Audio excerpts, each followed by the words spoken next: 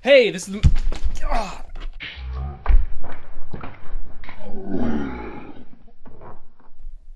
Unbelievable. Oh, I got too much stuff back here. Hey, this is the McGuire Review, and today we're going to be taking a look at Agamemnon from Osprey Games. This is part of the new Osprey Games series that we're going to be doing over the course of this week and trickling into next week. There is another video, go please check it out, that queues up quite a few new ones from Osprey Games, and there's a special Odins Ravens contest that we're doing with that one, so I will put the link in the descriptions below of this video. Go check out that video if you want to potentially get a brand new in the shrink copy of Odin's Ravens for free shipped to you. So let's get into Agamemnon. What I'll do here is I want to start right off with the packaging. You know, one of the things I think Osprey Games is doing a great job with right now is the actual packaging of their product. And a lot of their games now are following this sort of, you know, I like to call it a tome or like a book type design where it opens up, and I'll show you right what you're going to see when you open up this box. And I will note real quick, it's just got a really classic art style to the front of it, and it actually has, you can't really see it on camera, but it actually has sort of a almost looking like a marbleized look that's embedded into the paper on the front of this. It looks really cool. So, you know, you open this up, and this is what you're going to see when you open it up. So it's very nice packaging and design once you open the game up. We're going to go ahead and take the rule book out. We'll go through these components here in a second. We've got a couple reference sheets for the different forces that you can be. You could be the Trojans or the Greeks. We've got a really nice board. We'll go through that here in a second. And then I've got the components already bagged up. This game does come with these little baggies, so you know there are quite a few little chits that are included, and you can put them right in the bags. I really like how a lot of these companies now are including the bags. And then it's got a nice little insert inside here, and that does come out, but there's really no reason for it to do so. It just looks really nice. So if we look at what we got with this game, it is strictly a head-to-head two-player game. It's 15 to 30 minutes. That's one thing I actually like about this game, is it has a very quick gameplay to it, and 12 plus.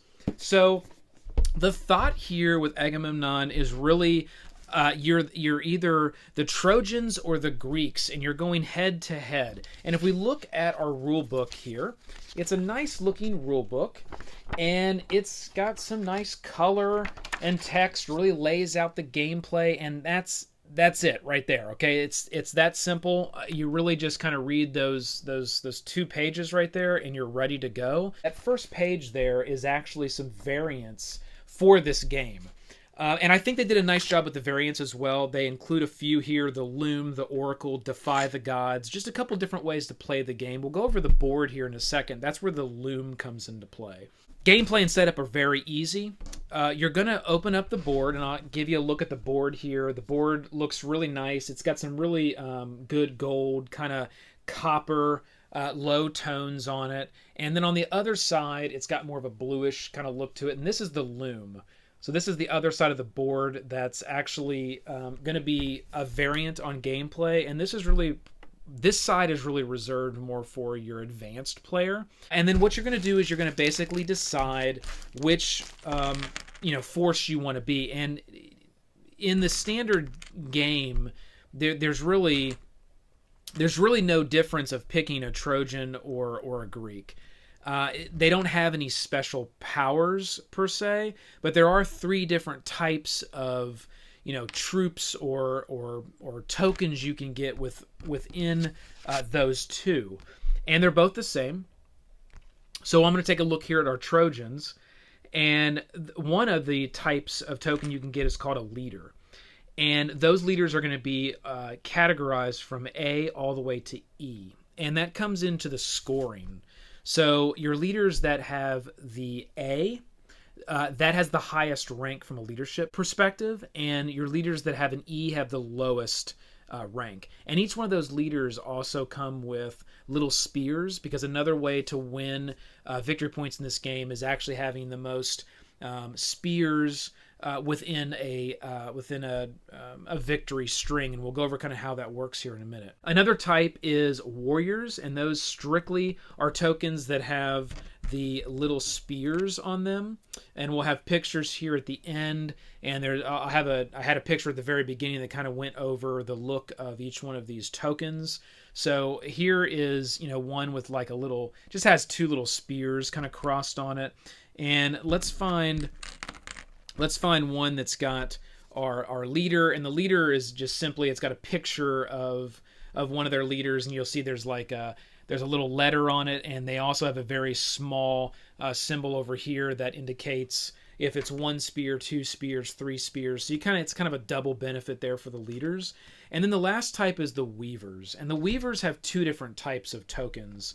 One has, and I'll show you those. One has a little Greek letter on it here, and then the other one has a triangle. And one is called a warp token, which is the triangle, and the other one is called a wepth token, which is the other symbol there. And the warp tokens, when they go down on the board, they actually allow you to kind of switch the strings, and we'll look at that here in a second what that looks like. And then the other one allows you to actually break the string. So when you have a chain of a certain type that you're going for, you can actually put the token down and kind of break that. And it gives you the advantage of maybe taking over part of the victory points on one of the strings. So let's go right into the strings and what that means. So this little baggie here full of all these tokens are actually what that is. And what you're going to do at the very beginning of this game is you're going to dump these out, and you'll see there's a few different types that we have in the game. There's actually 3 different types. And there's 3 different ways to gain victory points. One is this orange with the little tiny spears on it. So as these are on the board, and they're going to lay down on the board in between each one of these circular areas where you're going to actually place your tokens. And, for the spears, whoever has the most military power, or warriors, the little spears, in a chain of these here, get to claim those at the end for victory points. So, for example, if we look at our board here, we can see that there's a nice chain right here of those orange tokens for the spear. So let's say that we were playing and these tokens were on the board, because they will be. When you set up the board, you actually will go and you will put all of these little chits here on the board. You have to do that before you start, and you'll put them all where they belong. So and the board indicates the same symbol. So you'll just, you and whoever you're playing with will quickly grab these, and you'll start kind of throwing these down. I'll just put a few here for example for our gameplay. And this area of the board is actually a really good example of that. So we'll put these on the board, all right, just like that. And now we can kind of play this out with the different victory points. So let's say that we were going to try to control this string here, which is all about the military, the warrior power. Well, how that would work is as you're taking turns placing tokens, and we'll kind of divert here for a second to set that up. So when we start the game, one player will take all the Trojan tokens, you'll just separate those, and one player will take all of the Greek tokens. And it very quickly, and what you're going to do is flip all those over to their, so they're all face down, and you're going to mix those up. And the first player that goes is going to lay 1 token, and this is an important rule, is going to lay 1 token on the board anywhere they would like to lay it.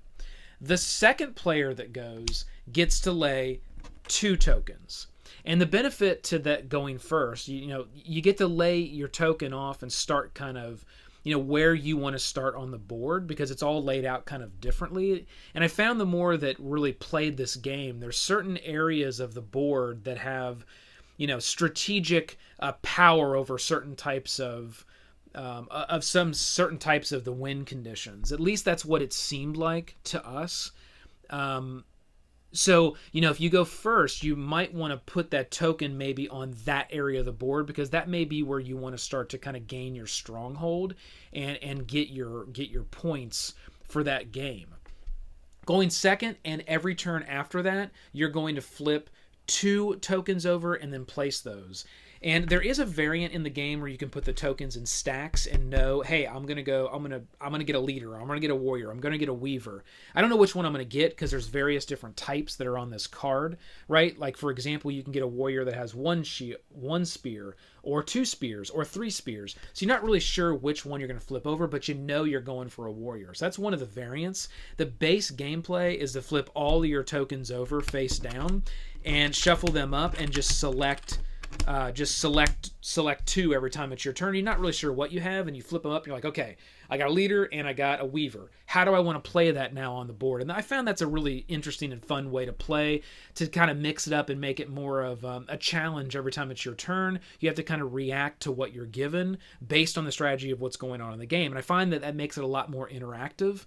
And just a better gameplay versus being more of a straight chess match where maybe you know kind of what category of token you're flipping each time, but to each their own. That's why they included the variants, and there's different ways that you can play it. Back to our example of trying to get the victory points for what we have on the board. So let's say the Trojans went first. Now again, first player only gets to use 1 token, so let's make sure we've got all those flipped over. We mix them up, and we say, okay, I'm going to play this token. All right, it's a 3 warrior. So it's got 3 spears on it, and it's a warrior token. Well, we know to gain the victory points at the end of the game for this orange string, that's the most spears, gains that one. So since I'm the first player, and let's say this is just the board for now, we're going to ignore this. I'm going to go ahead and put that token probably right here. I'll put it right there, okay? And you can put it here, you can put it here, here, here, wherever you want. I'm going to put it right there. Now it's my opponent's turn. All right, I'm going to take this one, and I'm going to take this one. Now again, second turn going forward, you go with 2.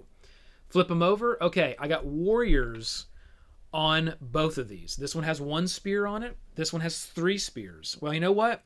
I'm going to try to block this other opponent because I know he's probably going for this chain. So what I'm going to do is I'm going to put one right here, and I'm going to put one right here, because that also starts to lock down some of these strings. And I'll explain why that's important here in a second. Now it's my opponent's turn. We're past the first round of the game. So now, again, boom, we're going to do 2 tokens. And we've got a leader of rank E with 2 spears, and we've got a warp token. So I'm going to go ahead and play that leader first. Now, this type of string here, where it's got kind of the little squiggly lines on it, you win that string by having the highest rank of a leader. So whoever is in that string that has the highest ranking leader takes the ownership of the points of that string at the end of the game.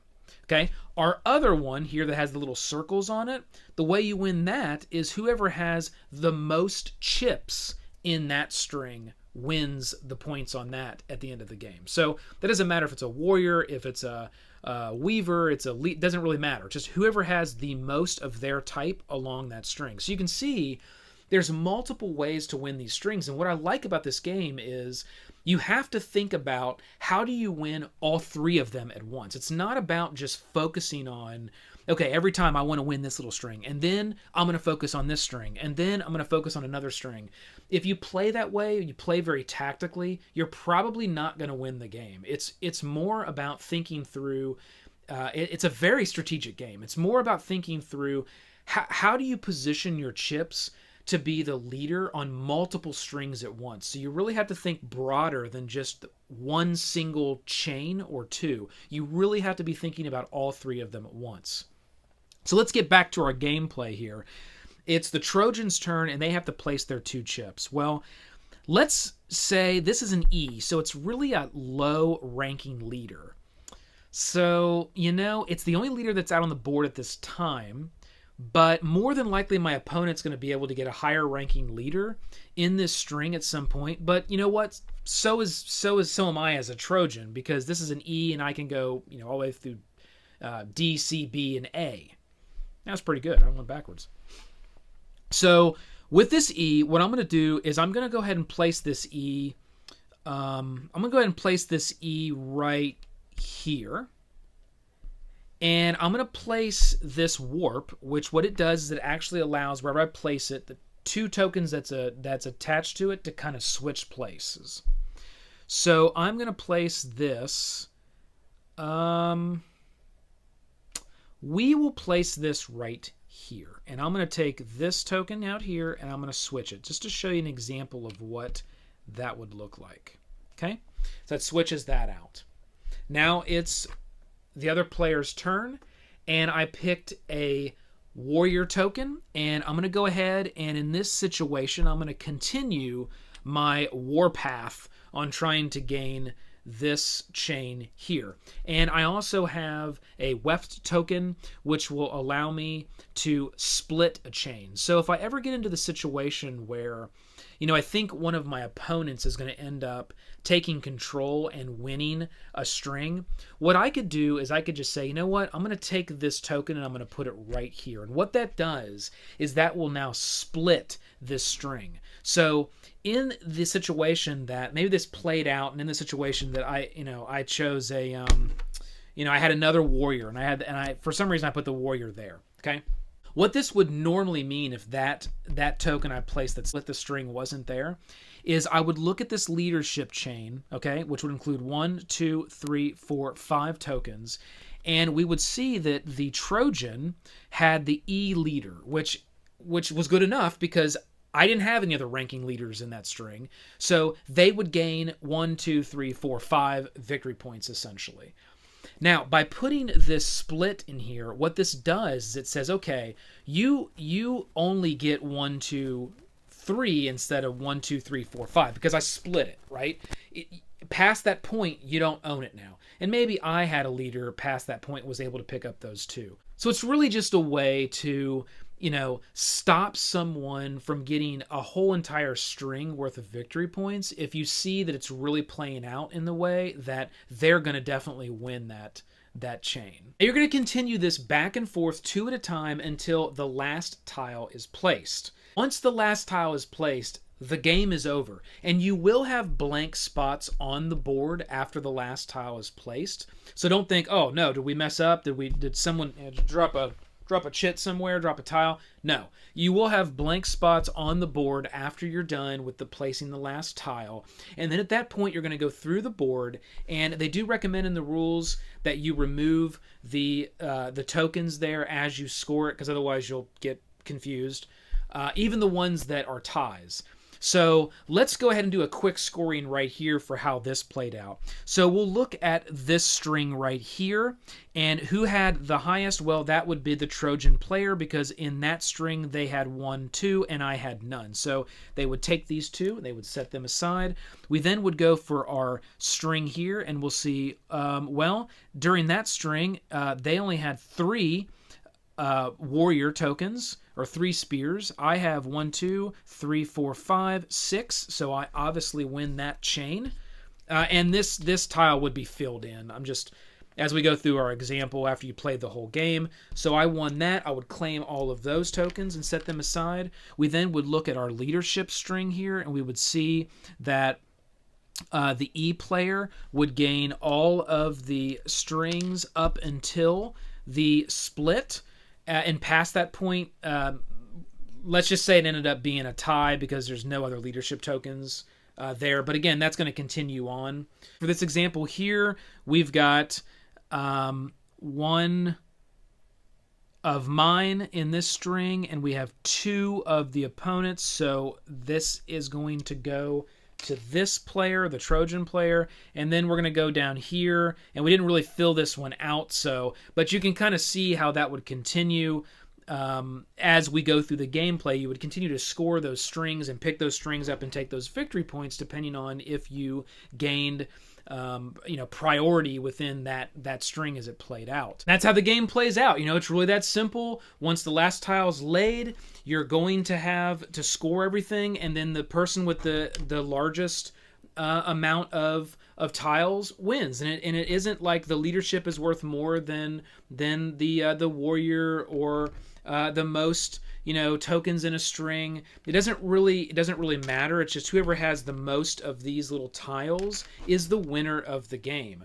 Now, really quickly here, just to show you that the game, what else the game has to offer from the other side of the board. This is called the Loom. Again, this is a variant that's included in the game. And how that's going to play out is you're actually going to get these 4 extra little tiles, and they have a different kind of look on them that matches the symbols that are on this board. They actually match these tiles. They don't actually match the base game tiles.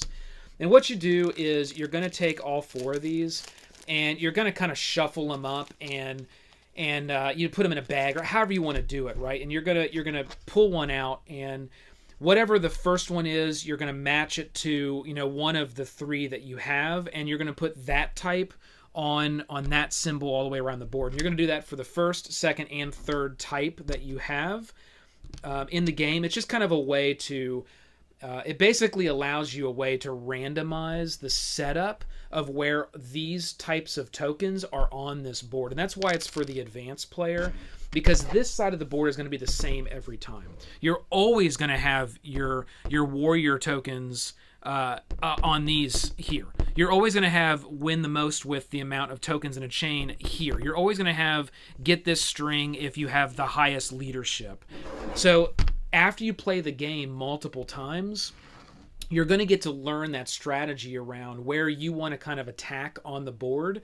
And it's probably going to feel, after 2 players that have played this a bunch of times, it's probably going to feel a little repetitive, and you're going to get to the point where you're just going to know exactly where your opponent's going to go and how that's going to play out. And winning the game is really going to probably come down to a few moves of flipping over these tokens and what happens from that perspective. It's still going to be fun, but I could see after 10 or 15 games playing on this side with 2 seasoned players, it's going to probably start to feel a little repetitive, where this is what this game offers you. Is once you get to that point, you flip the board over, and now every time you play, not only do you have a random flip of the coins, but you also have a randomly built board. So it's a different feel every single time. And I love that for such a simple, quick, straightforward game, they packaged it so well. The components were done just to the level that they needed to be done to. It's elegant, and it's got a great replayability built into the other side of the board. That's Agamemnon. It's going to be coming to retail very soon, if not already. I believe this one was supposed to release at the very end of August or early September. So it will be coming to retail very soon if you want to pick this one up. It's a great 2-player head-to-head combat game. If you like this style of board game, this style of gameplay, you're absolutely going to love this. So another good one from Osprey Games. Don't forget about the Odins Ravens raffle that we have going on right now. The link will be in the description below. Click that like, hit the subscribe to join. This has been the McGuire Review, and we'll see you next time.